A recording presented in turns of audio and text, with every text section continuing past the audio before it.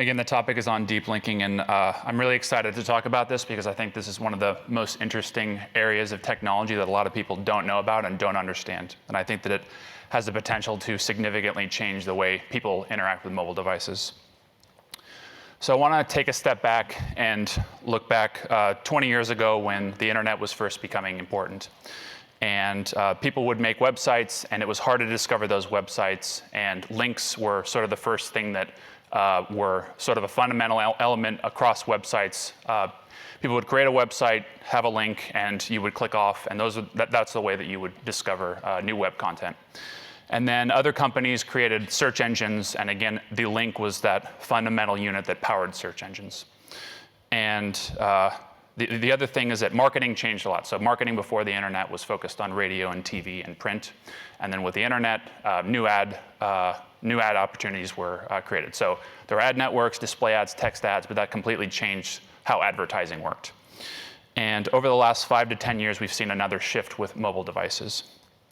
And a major part of that is mobile apps. And mobile apps are better than mobile websites because it creates a much better user experience. It's very fast and performant. You can click, and it has a very app-like experience. But it also introduces some challenges. So it's typical when you're using a website to click around to 10 or 20 different sites in a single session.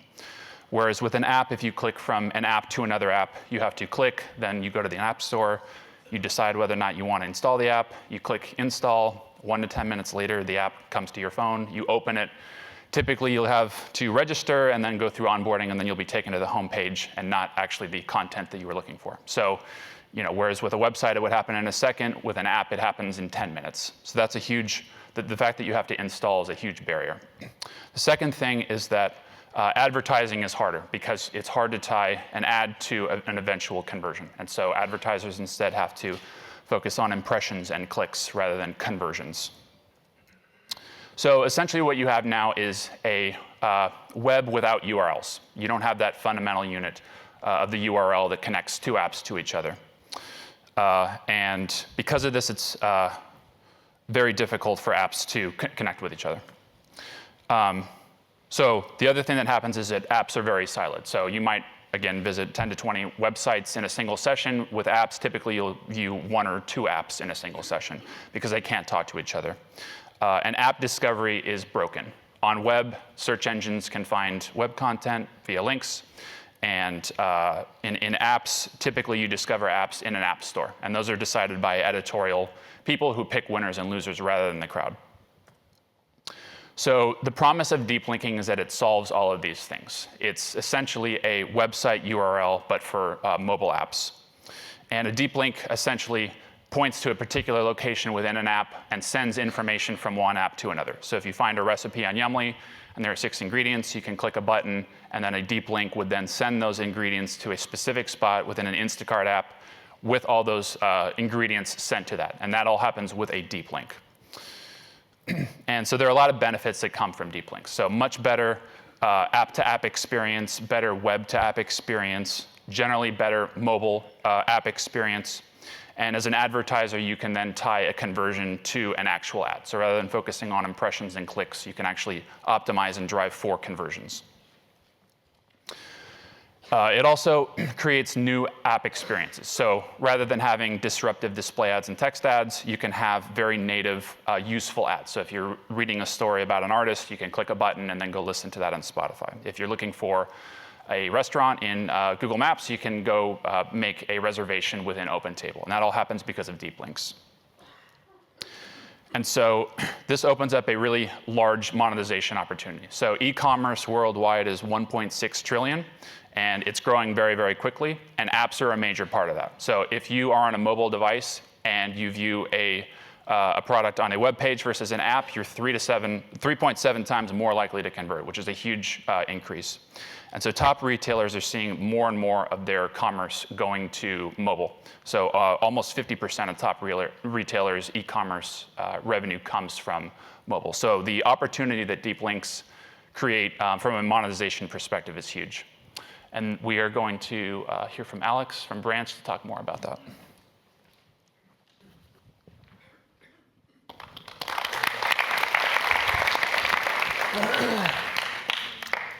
So I was asked we're, I think, a featured startup in this. We're right off campus. I think I have an intro slide. So our team actually started at the GSB. We worked all throughout our second year up on the 3rd floor of this building in a tight spot. And then as we graduated, raised a bunch of money, and then actually got like real office space off campus on CalAb, but we're not that far away. So I'll just talk a little bit quickly about, just to provide like what we do specifically, and then try to provide that in the context of the overall ecosystem as a whole. And I think that'll provide a good context for the conversation that we have after this. So let's dive in. Just quickly about Branch. We actually started 13 months ago. That's really when we graduated. We were in this incubator called StartX, just right off campus. If you're familiar with Stanford, you're probably familiar with StartX.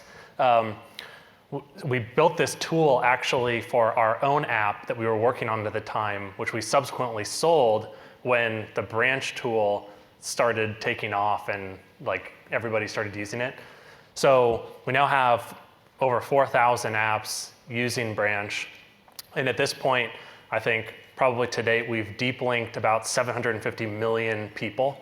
We see like around 600 million people open up apps across our network every day. Just to tell you about like a little bit about like the types of apps, the apps that you use that are actually using Branch for deep linking. So you probably recognize a lot of these ones. Okay, so enough promotion. I was told to keep that to a minimum. So let's talk about the deep linking problem from the app developer's perspective, which is really how we approach it. So if you built, and I think Ethan provided some good context here, but like the real problem was introduced when apps became a thing. And you have, like as a, let's say an e-commerce business, you have a database of products that you can sell. And in the old world, when everything was based on the web, you could get a link to every single one of them. There was a web page for every product that you would sell. When apps were introduced, suddenly there's now 2 different portals where a user can interact with that database of products. And so how do you actually link to it? If a person has the app, do you open that up instead? Do you take them to the website? On the phone, the jury, has decided that the app is the better experience, so obviously you want to try to open that up if it's installed. It just became very fragmented. And so when we built our app here on campus, we built an e-commerce app, we were selling photo books, we struggled with linking with the same problem that I just described. There were all these things that we wanted to build with links, like referrals, sharing, email, maybe do promotions on Facebook or Twitter or whatever, but we didn't know, like, it was really hard to actually create a link that would point back to our app. The reason that it's so hard, and this is intentionally an eye chart, the reason that it's so hard is because it's become so fragmented. To link back to your app is actually different on an Android Samsung Galaxy S3 on the default browser than it is on an Android Galaxy S4. It's just like absolutely crazy how many variables have been introduced to this, as like it hasn't been a priority for a lot of the platforms when they've built the core OS. And then additionally, deep linking standards, there's like a new one every single year. So, and no offense, but Google alone has like 5 different mechanisms that you can use to actually deep link to your app, and which one is the right one. How do you know, like, how do you decide how you're gonna actually point back to your app? It all depends on the context, which one you would use, but you basically have to build out a custom integration for each one if you wanna actually support it. So the tool that we built for ourselves was this single link that we could really put anywhere, and it had all the logic baked in that would just take care of all that complexity. So almost like a bit.ly, but for apps. So you can paste this link on any platform, Facebook, Twitter, we list all of our links in Google, like wherever the link may go, it will work. And it'll take the user to the app if they have it, or fall back correctly to the right place if they don't. So just to provide a little bit of context about how we all fit into the ecosystem. So there's really 4 categories I see. And actually all of us that were commenting backstage are in pretty distinct categories. We're not actually that competitive, but on the surface, we're all in the deep linking space. So Branch would be considered a part of the developer tools and analytics category, and there's a couple other folks in our space. Then Button is in the monetization and affiliation category, and they'll help build out, and I'm sure Mike will do a better job describing, but they'll help build out relationships between brands. And then you have everybody in the consumer app search space, which is Google, and there's a couple other startups like Quixie and Verb and Relsi and a couple other folks. And their goal is to actually try to surface deep links direct to consumer for search. And then lastly, you have kind of the social app discovery where you have friends or followers or whatever it is, and you hope that they'll actually push you apps. And that's where like Facebook and Twitter. So we're actually all in different yet kind of complementary parts of the industry. But hopefully that provides some good context. So that being said, I'm looking forward to having a conversation.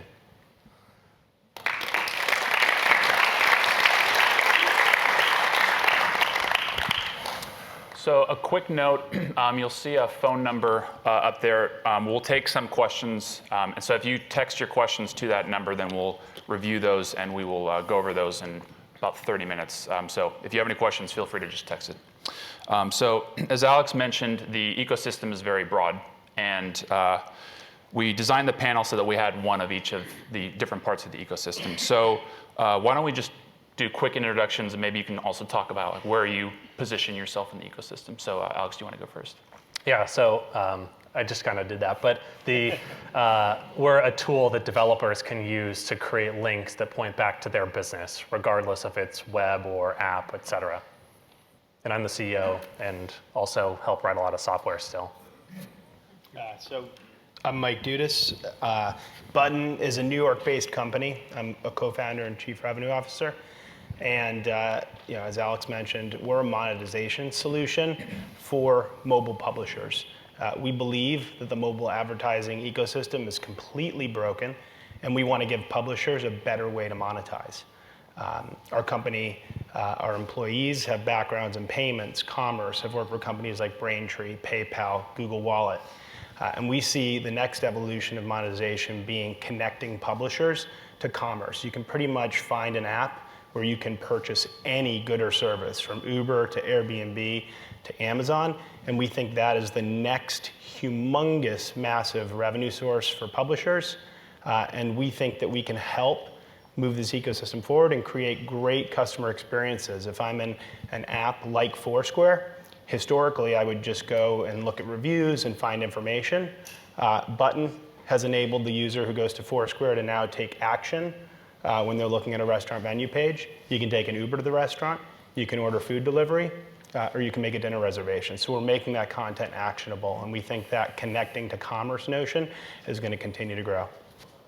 Can you hear me? Yeah. Okay. I'm a PM on app indexing and app search at Google. Google's mission is to make the world's information, organize it and make it universally accessible and useful. And to us, the fact that mobile apps are here to stay means that we need to get app content into Google search. So as one of the places that users go to find content, we want to make sure that we get app content into our search engine and make that as accessible to users as possible. So that means for us, the integration is supporting all the deep link methods that Alex said. The industry is really fragmented. For us, we want to kind of be open and make sure that we're supporting everything that's out there, which is kind of a pain sometimes, but we try to do it. And then on top of that, it's trying to provide really great user experiences that make use of that deep linking. So deep linking is an amazing technology that lets users get to the content if the app is installed, but we want to make sure that on top of that, there's really great user experiences where you can get back to recent content, where you can be able to get to a link, get to an action link really quickly if you're searching for related entities. So a lot of my work is working with all the teams within search and making sure that we kind of connect all the dots to make sure apps are a first-class citizen in search. Hi, I'm Ben Narasin. I was an entrepreneur for 25 years. I started one of the first e-commerce companies in the world in 1993 in New York City. I took that public. I've been told we invented cost per click in '94, but unfortunately we didn't do a business process patent, so many great companies were built on the structure and we don't get paid for it, but it did just fine. For about the last 8 years, I was a seed investor here in Silicon Valley, And for the last 3 months, I've been a general partner at Canvas Ventures, which is the go-forward technology group out of Morgenthaler. I'm an investor in Branch Metrics, and I've been focused on the mobile ecosystem as a place that I've put a lot of energy towards as an investor for pretty much the last 8 years. So if you match up the fact I did seed investing for 8 years and Series A for 3, and I've been focusing on mobile for 8 of those 8.3 years, you can see it's an important part of what I think about and care about. And I'll make one more point. I think that a lot of the experiences I lived through in Web 1.0 from 93 to 99 and on to 2001 are a lot of the same things that are happening again here in mobile. It's amazing it's taken this long, but almost once a week, once a month, once a quarter, there'll be some learning that someone will tell me about, and I'll be like, wow, that's so 1994. I'm glad you figured it out. 1994, they had feedback too. You'd think they figured that out. Cool. So, follow-up question on that. Deep links have been around for quite a while, and it's been fairly a long time, and still a lot of people haven't adopted it. What do you see as some parallels between adopting web that we see now, and why do you think it's taken so long to adopt deep linking? Well, I'm not sure deep linking in an effective way has been around that long. I think when Branch started, they did so because of the challenges that they saw. There were other people that were trying to attack that challenge. Probably if it was around, it wasn't very effective. What I will say, though, if I think back to the very early days, so in January of '94, I went to the first web it was called Internet World, I think, first conference ever. The rooms were filled with about 14 people listening to how to code in HTML and whether they should use certain tags and whether bold was appropriate, things like this.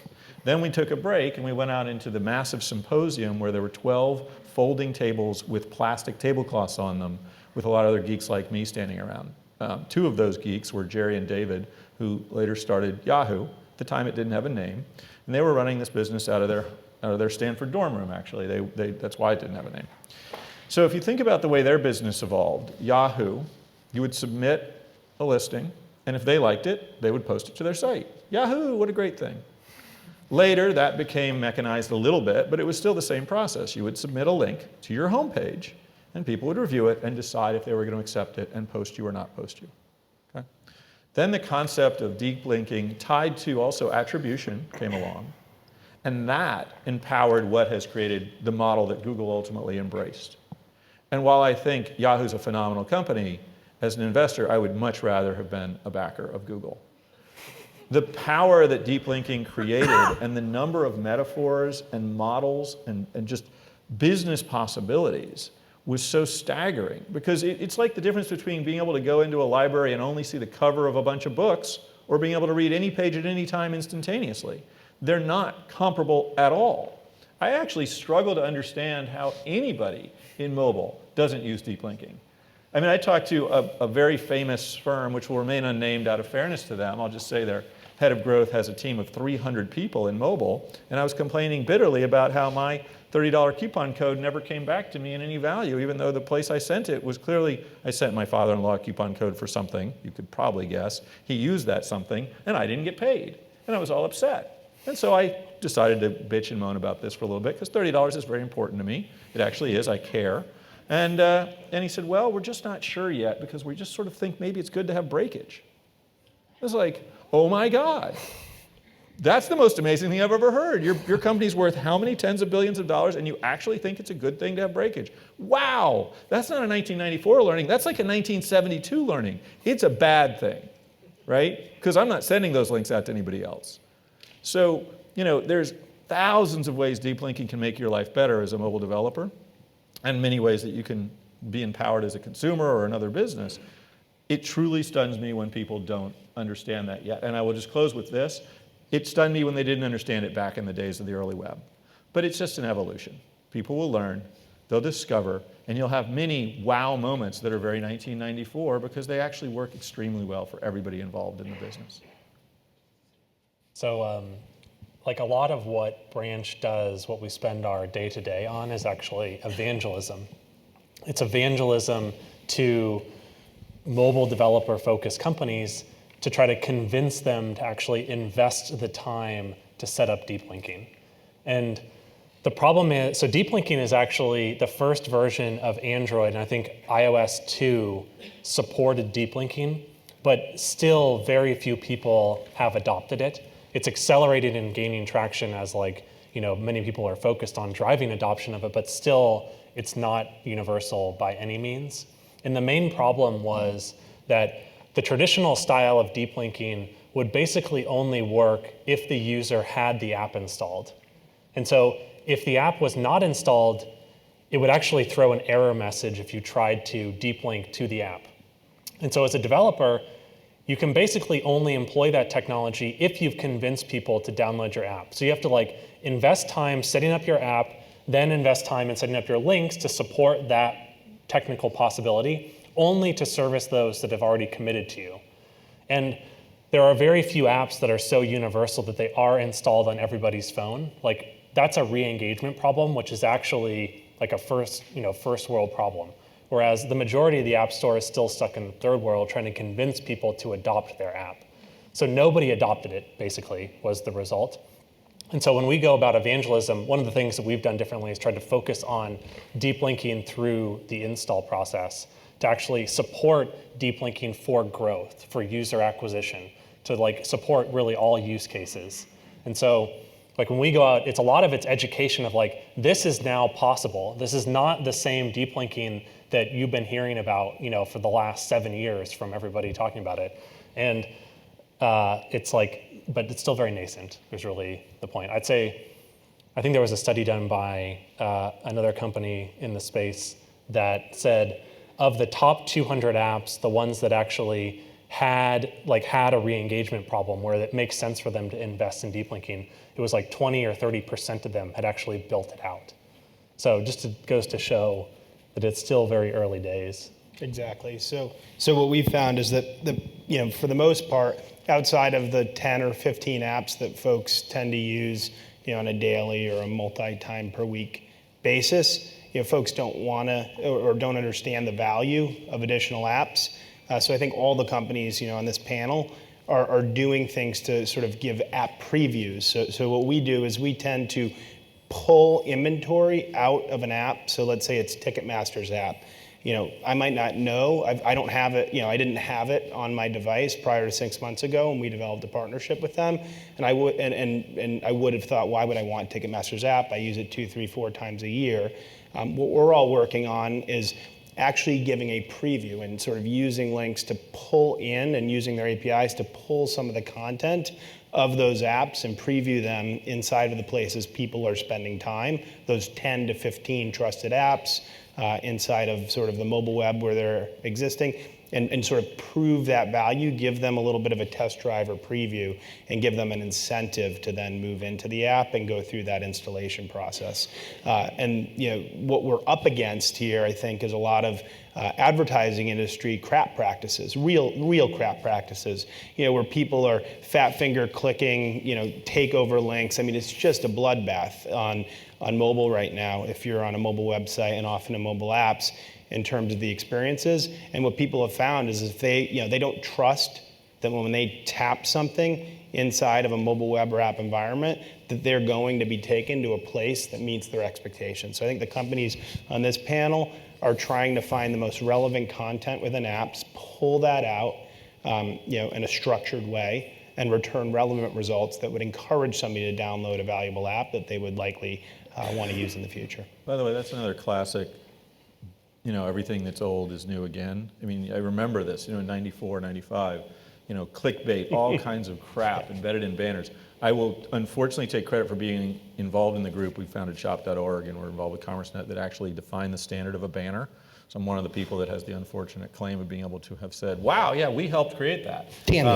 It was the best that was available. Before that, keep in mind, there were 70 different formats. So how'd you like that? I mean, it's almost gotten back to that. Yeah. But people were just, pre-deep linking and pre-even the thought of it, just doing all these things to sort of incent. You think about bad ad practices. A lot of very dirty tricks back then, done because there wasn't an understanding that ultimately, I had an entrepreneur that suffered through this. He was doing a legitimate and honest job, sending lots and lots of traffic. And I remember sitting with him one day and saying, this is great, fill in the blank, But over time, people are going to demand quality. They're going to demand results. And I always remember his response. It was like, Ben, thanks so much. It's different now. Like, really? Interesting. So human beings have fundamentally changed. They actually want you to continue to send them crap traffic that has no value. Good to know. A year later, man, it's so hard. Why? Nobody will pay me CPC anymore. They won't even pay me, pay me CPM, they won't pay me CPC, it's all CPA. They demand that there be results. Oh my God. Right? So during those early times, let's face it, getting traffic, getting installs, getting users is an enormous challenge for any mobile business, right? Massive amounts of clutter. What's the number? 40,000 new apps submitted in any given? It's just staggering. Breaking through that clutter is a joke. So everybody needs users. So they go out and they buy them.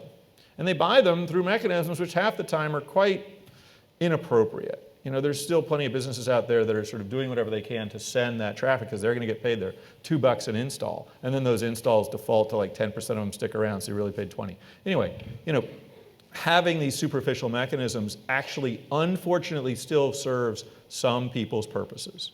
That's temporary and it will go away. People get smarter, they understand it's not a user, it's an engaged user. It's not somebody that installs your app, it's somebody that uses it. If you're not on one of my first 2 screens, I'm not touching it. It's not about just getting the install. And so deep links and the whole mechanism of surfacing more information in whatever form that is empowers a better decision and therefore a better customer, whether it's a business or consumer customer, just like it did long ago in this wonderful thing we have called the web. So talking about the difficulty of getting installs with the web, you could be in Google or 20 different search engines, and it was sort of more of a democracy. And now the majority of installs come from Google, Apple, or paid via Facebook. So there are essentially these 3 companies that pick winners and losers. Rosa, question for you: how does Google think about being more democratic and not having this small group of people making these decisions? So Google being the Android app, the Play Store. Yeah. So I think overall, Alex hit on a really important point, which is that the install friction is one of the biggest things that we have to solve. So if anyone wants to start a company out there, I think helping solve install friction is still a huge technology problem to solve. The Play Store and the iOS App Store picking winners and losers is hopefully a Yahoo temporary problem, right? I think if we can actually cross that barrier and get to a point where that's not actually something that we're trying to optimize for and users are really able to access the content that they're trying to get to, then that's really the holy grail where deep linking really works. So I guess I would, I hope that people are kind of aiming towards that goal more so than, optimizing for the app stores is still really important nowadays, but I think really trying to find ways and different ways to kind of engage users with the content. And there's lots of companies and technologies working on app previews. These kinds of things where you pull the content out, show it to the user more upfront, I think is really where the industry is heading. Alex, thoughts on that? Yeah, I think there's a trend. I think we can pretty much probably all agree that within the next few years, you probably won't have to go through the same install process that you do today. That when you express intent to use an app, it will be downloaded, cached, and then run immediately, kind of similar to Flash apps in the early days of the web where there's a loading screen before you see it. That's my prediction, and I think Button agrees. There's a lot of movement. I think Apple's been really inching away, and I won't poke Rosa on this, but I think they're about to announce something tomorrow too about in that same regard. But He's announcing but Apple as an example, you went from the point where you basically had to type in your password, which is super complicated and impossible to do on that tiny keyboard, to just a thumbprint now. They introduced in iOS 9 this concept of app thinning, where you can actually store a lot of parts of your app in the cloud. And so when you actually initiate that download, it'll only download a small fraction of the app. So it's it's a lot faster. The developer has to take advantage of it. It's not automatic, but I think Android also has something like this too. So they're trying to reduce that friction, because there is money to be made if the user actually converts into that native app and then starts buying stuff. One of the things we launched we found that like a ton of the apps on our platform, when the app was not installed, they were opting to send the user to the app store, which is a really crappy experience. Like, Yumly has a really great mobile website, but if a lot of apps don't, they launch app first, you click on a link to, let's say, a recipe, and seeing an app store as the first screen after that is like probably the most frustrating thing ever. So you immediately bounce. So what we built is this thing called Deep Views, where we automatically will create a mobile website for that recipe so that you can actually get a sense of what that thing is inside the app before, and then upsell yourself and download it if you see fit. But it's like just something to try to pull that content out and give you as a user who are somewhat interested but maybe not ready to fully commit to that app install, like a sense of what you're going to get inside. So I think, but for sure, like the next few years, that install process is probably gone. It'd be interesting to see how the Play Store evolves and App Store evolve when that's the case. So one additional way to drive installs is going from app to app, going around Facebook, Google, and Apple. And I know that Mike at Button, you guys are working on that. What are some ways that you're seeing that, other than those three, to really drive installs in some of these more native commerce type integrations? Absolutely. So, it's a fact that the majority of time spent on a mobile device is spent within apps, right? Now, obviously, a large percentage of that app time spent is within, Google, Facebook, or Apple apps, but there is a tremendous amount of time spent in sort of the non-major platform apps. We feel that App Store discovery is challenging, and paid acquisition is exceptionally expensive. And so we've really focused is on an area where we haven't seen the major platforms focus, which is enabling connections between complementary apps. So, hey, if I'm in an airline app, Delta, and I've finished booking, if it was if this was mobile web or if this was desktop, I would have to click through 27 different screens. I'd get like the Hertz, the insurance offer, the this, the that. But on mobile, the expectation of the experience is much higher. So when I've booked my Delta flight and I'm at that sort of post-checkout page, perhaps one or two very clean, highly relevant buttons, an Airbnb button, an Uber ride reminder, might make sense. And in fact, those are the types of connections that we are creating. And so we are trying to create very, very clean, complementary connections. We believe basically on mobile, we're moving away from the one sort of hub, which is Google, with billions of spokes, to a world where there's hundreds, thousands, tens of thousands of really high volume spokes with a limited set of potential partners. That's the ecosystem that we're working to enable, is sort of finding each one of those hubs and then connecting them to the 4 or 5 spokes. Question for Ben. When the internet was introduced, you went from radio and TV and print to these new ad models and these new monetization opportunities. And apps have been around for a while.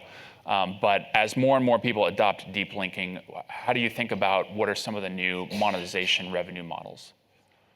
I think it has the opportunity to be truly transformative and to create models people have never thought of, right? Now, in some ways, it was unfortunate that the most compelling thing people could come up with on the web for a decade after it was created was the equivalent of a billboard on the side of a highway. Hopefully, mobile will enable something better for multiple reasons, not just that deep linking empowers it, but because you are forced to work harder because you have smaller space to deal with, right? I'm a strong believer that I don't like when entrepreneurs in my portfolio raise too much money because it often puts them at risk of using less of their brain and their sweat and their energy because they can pay to fix the solution, right? You can always hire somebody to fill that hole. You can always spend more. But you don't learn as well when you spend more. You learn when you work extremely hard to figure something out. There's a great story about how in New York, the millisecond trading groups pretty much only hire Russians. I hired almost only Russians too, by the way. Why? They need to shave off milliseconds of code. Well, these Russians typically came from a history where before they could use a computer that they were allocated 1 hour a week or a month, they would build their code in paper and strip it down and strip it down and strip it down until it was the shortest and cleanest they could make because they had 1 hour of precious commodity to use. Mobile is the same. You have, I don't care how fat that phone gets, eventually people are gonna be like, give me a break, I do not want to carry, another brick. We're going back to the original Motorola massive thing that I had when I was a kid. Literally did. I used to hold down papers when I drove around in a convertible. It was that big and heavy. So you've got that much room. You've got to be really creative to do something that's compelling. And so it's unlikely that it's micro banners. It's unlikely that it's interstitials. It's unlikely that it's something we've seen before. It's highly likely that it's contextual and embedded and something similar in that space. It could be content marketing driven. It could be cross-relationship based. There's all kinds of things it could be. There are many metaphors from the past that have not happened yet and that can be tried. But I'm hopeful that this allows the combination of the technology that's now, I'll call it just sort of comprehensive and functional versus the early days of deep linking in mobile, combined with the limited screen size, will force people to try harder to come up with new ad units and new business models. And I do think it's funny, the comment of the App Store. The App Store is Yahoo. It is absolutely Yahoo. There's more people than Jerry and David started with, but they're probably no more than they had after a while. You submit it and they decide. That's a really challenging thing. Now, I actually would argue the chance that Yahoo changes for Apple is less likely than it does for Google. Google, I see having the mandate and right and authority to empower the mass to decide. Not totally convinced Apple with their control standard and everything else is going to get there. You may have a curated and edited app store and you may have one totally different, and then you have lots of people that try to feed things in. So I think discovery is a whole area that's going to have to be figured out. There's just lots and lots of things. It may not be advertising at all. It may just be the route to get you to your destination in a better way, in a more closed ecosystem, and therefore that creates business opportunities that didn't exist on the web. Talking about billboards, one of the problems with billboards is that you can't tie a billboard to an end conversion, and that's a tracking issue. And there are some, obviously, difficulties that we've talked about, app-to-app tracking. So question for Alex, where do you see tracking going? Do you think we'll ever be able to completely close the loop between an ad and an end conversion? I mean, I think even on the web, people use tools for tracking. Like, there is no, some context on tracking for apps. It's actually impossible, technically, unless you do a bunch of stuff, to know when somebody opens up your app for the first time where they came from. So you build an app and a bunch of people install it. There's nothing that you have to use external tools to basically map out where all those users came from. So the concept is like, where is that going to evolve? And I think like people use Google Analytics. There's a lot of tools people use for attribution, even based in the web. And so I think there will be sort of people will have kind of a suite of things that they use to do attribution in mobile. There's people that claim that it's going to get killed, this whole concept of attribution, as it becomes commoditized. I think a lot of it will become free. We actually give away attribution entirely for free, as traditionally people have, basically charged for the service. I don't think it's ever going to be like all move in-house. It's a little bit more complicated now, the way that you'd integrate with an attribution tool versus the web, but I think there will always be tools people use. And in 5 years, do you think that all ads will be optimized against conversions instead of impressions and clicks? Oh yeah, just a comment on the monetization, and we're both, well, actually everybody here is in this camp. Like the state of mobile advertising is very focused on driving an install today. The bulk of their revenue is actually selling installs. They don't actually sell against an activity or retention or whatever happens post-install. And so mobile marketers in general just think about a lot of them are actually gauged on how many installs they drive to their app, not like revenue. And deep linking is one of those things that actually allows the ability to actually buy ads against some sort of down funnel conversion when you can, drive somebody to a product or something. So I think it'll be kind of personally, my bet is that it's going to be a single platform that provides, attribution and deep linking to you all in one go, kind of similar to what a Google Analytics does for the web. But even in 5 years. Yeah, so we think at Button, we're pretty much focused on commerce as the endpoint. I mean, obviously, Google makes a tremendous amount of money on their performance-based advertising business when a transaction occurs.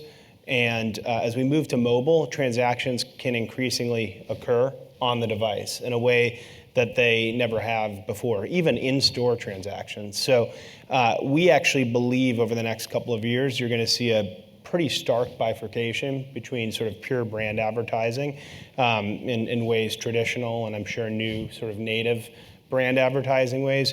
But we think that sort of direct response or performance advertising is going to truly move towards like actual share of spend. An affiliation, the idea of sort of an affiliate network or affiliation or commerce is going to become massive on mobile. And that will be the model more so than sort of predicting sort of attribution. So we've talked about attribution.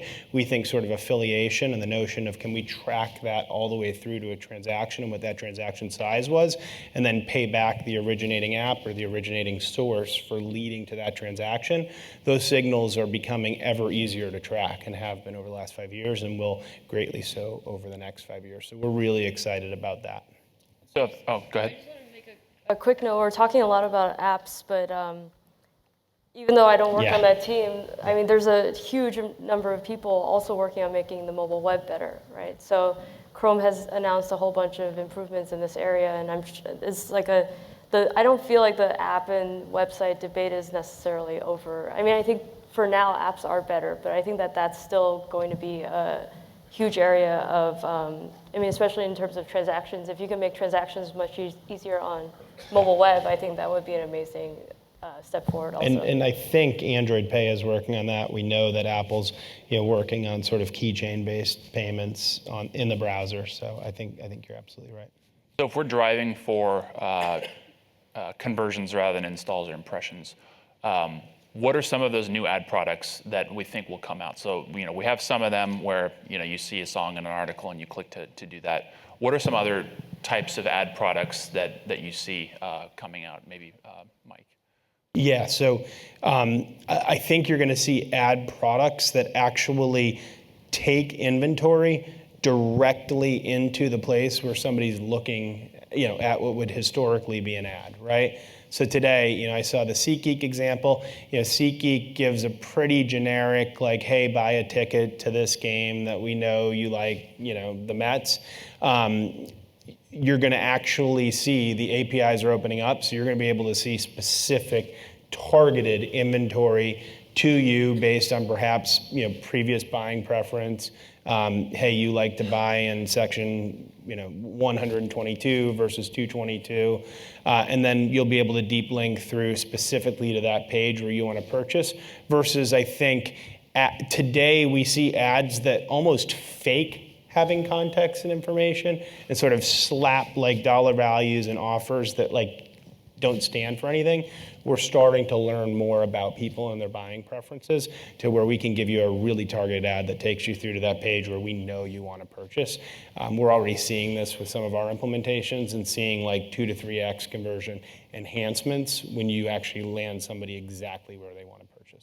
So one other trend that we're seeing is some apps are, rather than trying to link off, are intentionally trying to silo themselves. So for example, Facebook used to link off to web pages, and now it's almost impossible to go from an article from within Facebook to actually the website.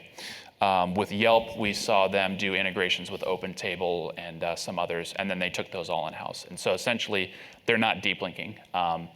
Is it possible that we might see that deep linking is not that big of a deal and that all these things will just be native integrations that stay within the app? I think, the real driver here is really like the ecosystem itself is in danger, if you ask me.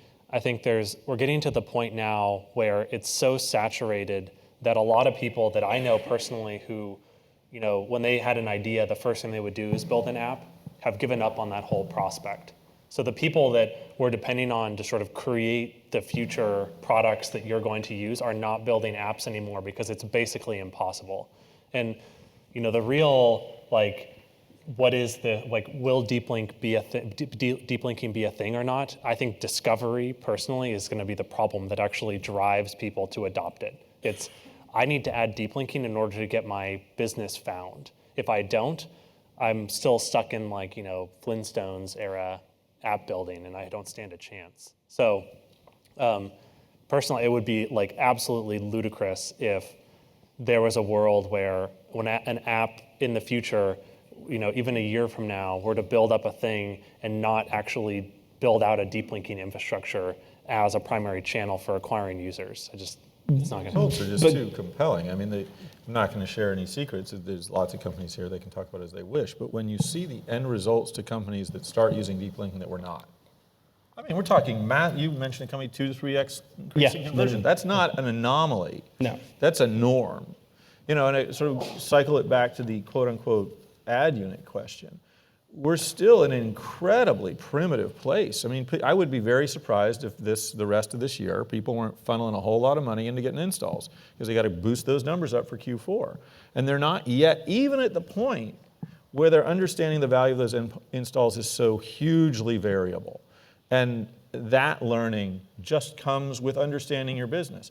There's whether winter's coming or not, money is not unlimited and eternally available. So at some point, every business has to migrate from eternal growth and velocity to rational business models underneath. And there's plenty that I am entirely confident should continue to spend at those levels because they're grabbing land, but that ultimately still have to show how that delivers margin, right?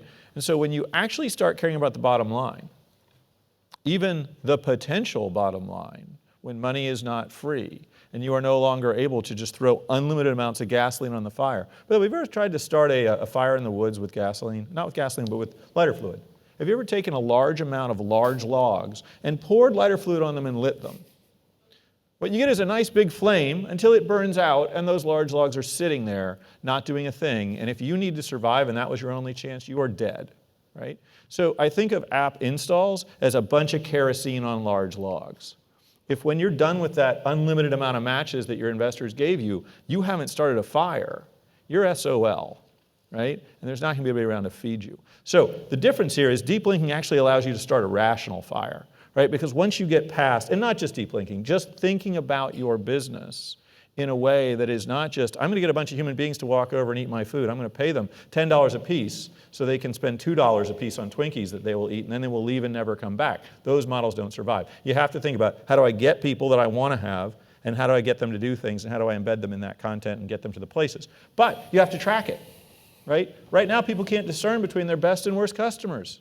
They don't know if it's a logical buy. They don't know if working with company X, Y, or Z is useful because they're actually not tracking it through because it's just kerosene on big logs, right? And I think that's a dangerous place. And as people learn that and understand what they need to do to run their businesses, then the power of this with 2 and 3 and 4 and 5x and 10x increases in conversion rates makes them better able to run a business that makes sense over time, a timeless, freestanding business, which hopefully everybody wants to build. Now, the biggest risk to that, to get back to your original question, is the big messaging platforms, the big social platforms.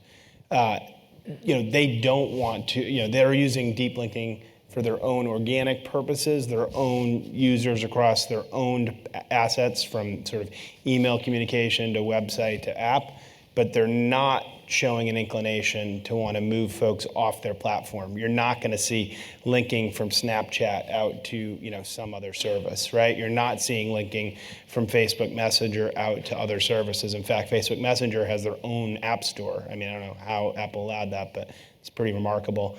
And so, that's something that we're monitoring very closely, obviously.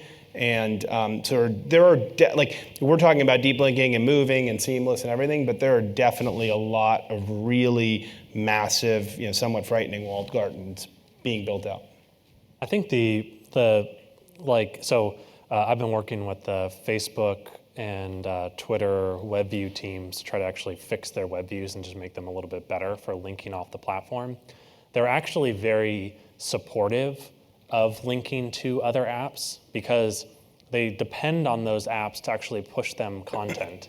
Like if you're an app that, like SeatGeek or like Dubsmash, where you have a lot of users generating all this really rich content, you're going to grow by pushing those videos to a Facebook or a Twitter and then leveraging their eyeballs and driving that traffic back to you. Dubsmash is a better example, though, than SeatGeek. I don't think Facebook is. Well, they can share some purchase or whatever, but yeah. Content's different than commerce, though. But if they cut off the supply of like their users to Dubsmash to actually drive growth to Dubsmash, it would be devastating because Dubsmash has no incentive to actually push content. So but the feed would become a lot more boring basically, other than baby pictures. So and cats. So they do really care about linking externally. I think the question is more like, is it going to be for those tight affiliate business models, or those the types of things where they pull those in-house versus using a platform? So a consensus opinion is you need to have an app and you need to implement deep linking. And I can say that at Yumly we have like 50,000 different food bloggers, and almost none of them know even what HTML is, let alone have their own app, let alone have any understanding of deep linking or even know that it exists. So how does the food blogger person who's not technical at all, who doesn't have an engineering team, be part of this new app ecosystem with deep linking? And maybe Rosa, question for you.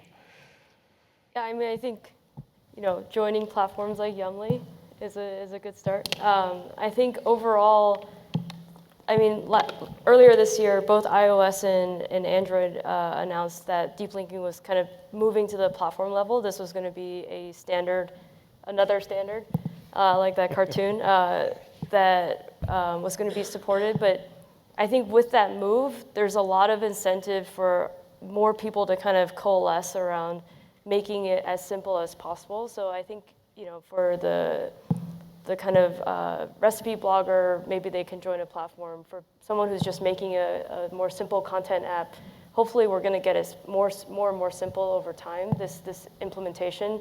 Like Alex was saying, it was all over the place. I mean, still kind of all over the place, but a lot of people are working towards actually making that as simple as possible with tools and analytics so that it becomes a plug-and-play solution. So I'm pretty optimistic about that, changing pretty quickly.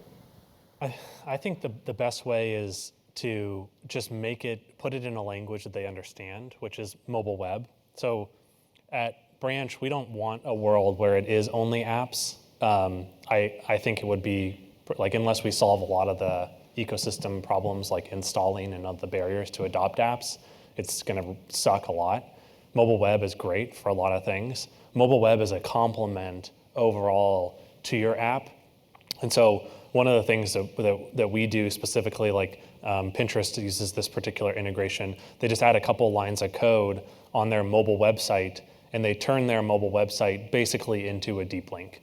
So when it comes to handing out like a food blogger that type of like web-based affiliate relationship, you just give them a link to that page, and then like a company like us would just take care of all the complexity of opening up the app if it's installed and doing all that kind of stuff.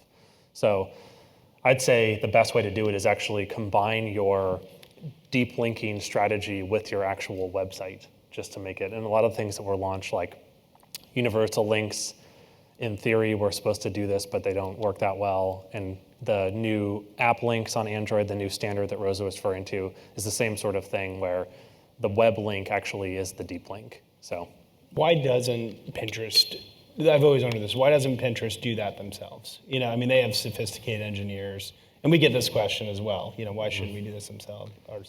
It's so complicated. Yeah. So I counted up, we just hired a QA person who's like, or he's in the pipeline, but I counted up, there are currently over 6,000 different edge cases that we handle in terms of opening up the app if it's installed, or safely falling back to the right thing. It's absolutely crazy how fragmented it is. The hope is eventually that will be simplified as maybe Android 6 in 2 years from now, everybody will be using it, or 3 years from now, it'll be the dominant OS. And then we can actually depend on a new standard like that. Or if Apple actually makes universal links like a helpful thing, then we don't need to do a lot of the hacks that we have in place, and hopefully go down to like 300 instead of 6,000. So anyways, but it's mainly like, it's such a nightmare. It's like, how did we get here? It's un-frickin' believable. It's absolutely no different. I'm going to go retro on you again. It's just a natural evolution. You think back, we used to have to build a website and then test it against multiple operating systems and multiple browsers. Netscape was a real thing. Microsoft had in theory, a real thing. And they all had different versions, which, by the way, were not replacing the old versions. And they ran on Microsoft Windows 3.1, and they ran on, Apple's product, and they ran. And by the way, go back a little further when there were multiple types of DOS. Wasn't that useful? I mean, ultimately, every company wants to protect their own little land. But the big wins here are to yield the earth to Mother Nature and build on top of it. Yes, I want to own my real estate, but it makes no sense. There is no reason for there to be more than one DOS, period, end of story. I don't care if Microsoft has a monopoly at that time and got to be incredibly wealthy from it. It made a better world. Because when you're worrying about who you develop for, that's an enormous pain in the ass. And so, one of the things I love, not just about Branch, but about the ethic they embody for this community is that developer-centric, make your life easier, make it all something you can do now without having to worry about any of that stuff. Right? Just do your job. Just make a great thing. Like, who here wants to change the world by just spending hours and hours and hours hacking away at some little tiny edge case to make sure it's perfect? Is that relevant to your business case and how you're going to do a better job? Right? Does Uber give a crap about whether they're going to spend time on that? No, they want more people in cars, more people driving cars, more people taking rides. Like, I think that one of the things that has been true for all time is that people take ownership for things they do not need to in some belief that it protects them. We all find a finite number of things we can do exceptionally well in this world. If we can do more than one, we're almost superhuman. Why do we need to own them all? Why do we need to all own DOS? And then build Windows on top of it, and then decide we have to build our own browser. Idiotic. It will change, just like it's changed every other time technology has evolved. I think one thing that's really interesting, especially in mobile, is, and it's the main driver for a lot of the fragmentation, is that we've never had such a divisive platform. And when you think about desktops, back in the early 2000s, it's basically all Windows machines. Everybody's using Windows, and it's pretty much the dominant platform. But we're actually in a world now where the device that's in your pocket, it's really one or the other. And it's very commonplace that you will have a substantial portion of your user base that you're very dependent on a completely different operating system with very different standards and problems to solve than the other base. And as if Microsoft actually ever gets the act together and the Windows Phone becomes an actual thing, it's possible that it's only going to get even worse. So it's created this immense amount of, there can't be that standard. And because I think, Google and Apple want to kill each other, the likelihood that they'll actually collaborate to create some sort of universal protocol is pretty much zero. I don't know, maybe you have a thought on that. I think there is some overlap, right? Everyone is standardizing on HTTP. What you were just saying, where the website link is the same as the app link. I think that is actually, that's a awesome step forward in terms of making sure that developers only have to think about one link for their mobile website, for the app on Android and iOS. I think it will take some time to get there because platforms do take time to roll out, but I think overall that ethos is something people are embracing. So a couple questions from the audience. There are two major themes. So first theme is, are there security implications to deep linking? Do they open up different security flaws? Probably care more about that. I think the answer is no. It's opening up a page. It's a view. So I don't think it's, in most cases that I know of, there's no difference in opening up the page by tapping versus opening the page versus through a deep link. I think the apps themselves in general have created really great silos that protect users really well. And iOS in particular, you as an app developer, you can't write something to just look at all the other apps that are installed and all the data that is currently collected by those apps. And they've done a really good job isolating processes that way. And Android, it's a little bit more open. But you're basically, when it's will deep linking introduce security risks? It's basically the same question of do you have risks in the core app itself? Because you're just transferring that user into the app, and I would argue no, that they're actually more secure than the web, personally. Go ahead. No, and you've seen Apple is making damn sure that they do everything to give a consumer a notification when they're moving, through a deep link from one app to another. And basically you have to click through like 3 or 4 different things anytime you make a new app connection to get from one to another. So there's definitely heightened, because this notion of moving from one app to another and deep linking is new. I think the platforms are being overly diligent about security. And second audience question is about that, which is that Apple in particular has made a series of changes. So iOS 9, stuff around security, universal links. What are the implications of that around deep linking? So it's, I'll let you speak to sort of your beliefs on the product, but quickly, we would, so at Button, right, our biggest challenge to growth of our business is, hey, is every company out there adopting deep links, right? We fundamentally, because we're focused on commerce, our set of customers is retailers, folks like Amazon, Walmart. We want the inventory that is within each one of these app pages or app screens to be sort of structured and accessible so that we can identify it and then link through to that right screen. And today, not every app has a coherent structure. It's not universal. And so third parties who sort of send traffic in or users in can't really figure out where they're supposed to send. So we're really excited with hopefully universal links becoming a better product over time, with sort of structured content pages or content screens and architecture within apps that a bevy of third-party sort of referral or entry points can all parse, understand, and return consistent results. So that will improve the user experience across any entry point, lead to consistency, lead to trust, get folks more comfortable moving from one app to another. Cool. Another audience question, which is sort of open-ended, and we've talked a bit about this, but if you had to define your ideal scenario or your dream of the deep link state in 5 to 10 years or whatever, what does that look like? Maybe Rosa, thoughts on that? Yeah, you start there. I mean, I think it's we've touched on this a bunch, but I think it's making. I mean, apps are amazing because of they work offline. They're really interactive.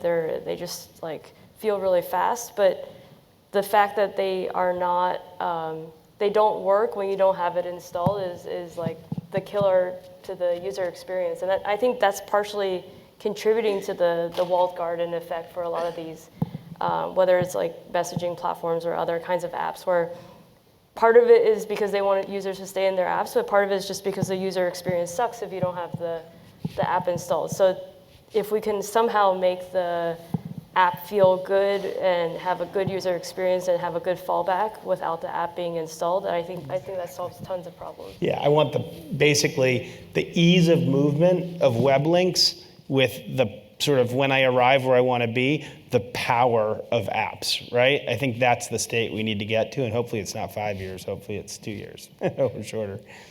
One more audience question, and we've talked about this as well, but if deep links are so useful, why isn't everyone using them? So you talked about evangelism and just awareness. We've also talked about the fragmentation and just the difficulty of it. Are there other themes as to why people are not using this technology that we think is so obviously something they should do?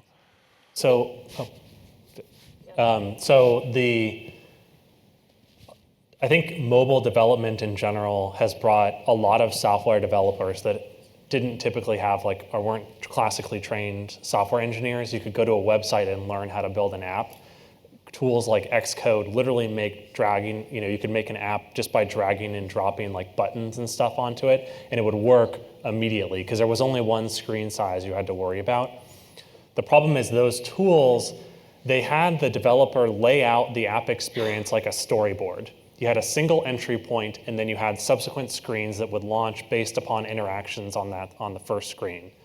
And so to deep link, you actually need to change your mind about how you lay out that app. You need to actually have entry points at every potential screen. And so because the tools don't actually put the developer in that mindset, and the developers are not they're more amateurish, the result is a lot of apps that just have the very standardized format of a single point of entry. And so when it comes to promoting deep linking, and which is what all we're doing, is we need to tell people, how do you change your app? How do you change your mind about your classical app structure and think about routing to the right thing when the user clicks the button that expresses interest in it? So that's really the barrier. Yeah, I think that's a good addition to the ideal future where I think the development process, making the development process easier and having deep linking embedded from the beginning is a big part of what we're trying to do. Also, we're working with the Android Studio team and trying to make improvements in this area, but you kind of want to start thinking about deep linking and how it maps to a potential mobile website in the future as you're starting to develop your app, not retrofitting it afterwards. Oh, good. Yeah, and I would say the last thing is, hey, is deep linking one of your 3, 4, 5 top priorities? These apps are growing exceptionally fast. They are resource constrained, and there's definitely always, a long conversation about, do we prioritize sort of some of the core elements of our app against how well our linking works? So we're in that evangelism phase. It's like, why everybody understands they need to add deep links to their app. It's just a question of, why now versus the other things on my plate. This was something that was transformative in the web as well, where I would argue that when people went from indexing, Yahoo, to all search engines, not even Google, but at the time Alta Vista launched, web developers had to, and this point of, I would argue it's mainly ignorance. It's not a lack of intelligence, it's just a lack of knowledge, right? You had to transform your mind to stop thinking about a pie chart, or rather a spreadsheet and sort of an org chart where my person comes in here and I can send them over here and come over there. With the advent of the search engine, you had to understand that every page was a door in. And that was fundamentally different than anything anybody ever thought of before, because someone could mysteriously land on page 72.3. And you're like, whoa, wait a minute, I didn't want you to come there. There's no backlink. Like literally, there were times, and we're talking 95, 96, this isn't like right at the beginning, when people just had to start thinking about how to make sure that every page had universal navigation. I don't know how people are around, but they came up with this concept of frames, just so you could have one universal set of navigation, so no matter where you ended up in the site, you could actually go back or forward or to a home page. So as people are now sort of starting to get into sort of version 2, version 3 of what app development means, there's having to change the way they think. And I think that the way Alex pointed it out is it was actually awesome for me to hear. I'd never heard that before. It reminded me in such a crystalline way of sitting around with people that were talking about exactly this. Oh my God, they're all front doors now. We have 10,000 front doors on our site. How do we handle that? What do we do? Same thing in apps. This is the solve for it. And ultimately, the only reason someone doesn't solve for it is ignorance, just a lack of knowledge of what that can empower and what that can do, or quite bluntly, an absolute lack of concern and interest in their consumer and making their experience useful, which is why it does slightly surprise me that Apple, the single most consumer experience focused company in the world, would do things to get in the way of a consumer experience that would be better without them getting in the way. But, walled gardens. So we started with phones 5 to 10 years ago. Then we had tablets. Recently, we're seeing watches, smartwatches, TVs, Internet of Things, connected home. And deep links are essentially ways to communicate across these different devices, and they're primarily focused on phones and tablets. But do you see deep links playing a role in the connected home, Internet of Things, 5 to 10 years from now? I mean, like our product as an infrastructure tool is an entirely new category introduced because the fragmentation of the user experience. And we now have we support deep linking on the iOS watch, like the Apple Watch, sorry. And then tvOS, we'll have a tvOS SDK soon so that you can actually deep link to your, TV app. It's all the same thing. You're the same business. You now just have 10 teams working on 10 different user experiences, but they're all pointing at the same database. So how do you promote something to a user where you have absolutely no idea their context? So I think the more fragmentation, for sure, you're still solving for the same problem. You need deep linking on the TV, you need deep linking on the watch, on your washing machine. I don't know. We're already, so we're very commerce oriented. So we're already working, with at least one of the large sort of voice platforms. Hey X, please call me an Uber for to pick me up at location Y, or hey, hey X, would you please, book me a reservation at Feast? So, we're already starting to explore those different input points to get what we want. Today, they're tied to a companion app that then shows me the result. But yeah, we're obviously thinking about this at Button. So last audience question is, in the deep linking space, what do you see as the opportunities for new entrepreneurs and startups to partner and compete with incumbents? Like new, like non-existent today? Right, so if you're starting a company today, Yeah. how do you think about whether or not you partner or you compete with incumbents? And how do you do that without, being killed by... deep linking? In deep linking and in mobile apps. Mobile apps. Well, I would just point out that I think to come in this late in the game, Yeah. so as much as I strongly believe there doesn't need to be more than one DOS, if you decided you wanted to launch DOS after Microsoft won, that's a life-limiting decision. Right? This is a space that's evolved pretty quickly across an array of players, and I'm not convinced that deciding to be the next would be a useful thing. I think it would be an open question in my mind, and I'm answering this as the investor out here, like how would I think about that if I was looking at a startup? So one, hey, we're doing another version of deep linking so people can use it because it's better, faster, cheaper than what's out there. Better than free, faster than great? I mean, yeah, pass every single time. Okay, now the next iteration would be, hey, deep linking is very powerful. We want to build this infrastructure or ecosystem around what it empowers. Interesting. Are we, as much as I think the leaders have been crowned, is there yet a large enough ecosystem of deep link things going on out there that empowers iterative, secondary, or tertiary businesses on top of them? I think that's an interesting question. It would strike me as a bit early. I mean, we all, early adopters in this room, massive early adopters in this panel, right? Like, I think, I'm not even convinced I've seen one business so far that I actually think could be interesting on Apple Watch, just as an example. Neat product, one company out of all the things I've seen that I actually think might do something really useful and powerful and valuable. So might be a little bit early to jump on the layer on top. I think that deep linking fundamentally just does change business models you can create, right? So I don't think you're going to launch a company that says, oh, well, we're taking deep linking and doing this for lots of people. It's more like, wow, now that we can go in any of those 10,000 doors, that fundamentally changes the way. I had an interesting conversation where somebody commented on how much more successful one company was than theirs, even though they had a massive, just sub-billion-dollar exit. And he said the reason was the founder of the other company was playing 3D chess and he was playing 2D.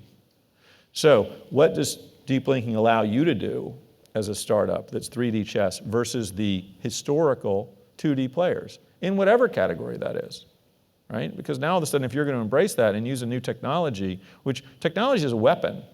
If you use technology before your competitors, you tend to win, right? Gunpowder was a technology. Whoever got it first did a lot better than the guys with arrows and swords, right?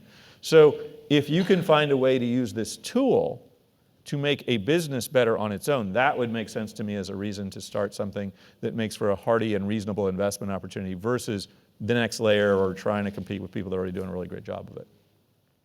One comment too on starting mobile businesses, especially if you're thinking like a service, is mobile in general, and deep linking is literally on like the bleeding edge of mobile, but mobile is probably one of the fastest moving industries ever. And companies create a cool product and are completely irrelevant, 6 months later. We don't think of, this is not the type of industry where you build iPhone and then sell it for 10 years and you're, this massive company for the one product you built. You literally have to evolve and change your business or you're gonna fade into nothing. And so we don't necessarily limit ourselves to the tools that we have today. It's constantly, what is the next thing given the assumptions that we've created with the product that we have?